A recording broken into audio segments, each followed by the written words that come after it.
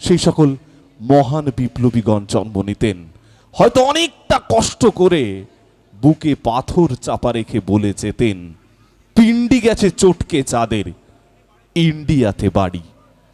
মাথার ভেতর করছে প্যারেড 700 মিলিটারি। ইচ্ছে মতন ঘুরছে তারা আমার আপনার শরীর জুড়ে, দেখছে আমি হিন্দু না মুসলিম, শিখ না ঈসাই, পাকস্থলী খুঁড়ে।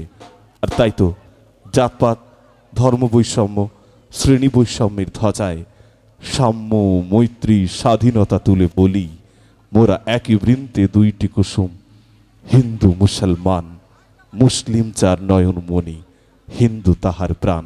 মোরা একই বৃন্তে দুইটি কুসুম, হিন্দু মুসলমান।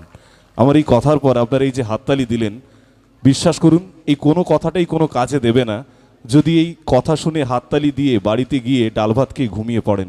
আমার মনে হয় আর দুটো লাইন যদি আমরা প্রত্যেকে শপথ নিই আজকের এই মঞ্চের সামনে দাঁড়িয়ে, তাহলেই কথাগুলো বেঁচে থাকবে।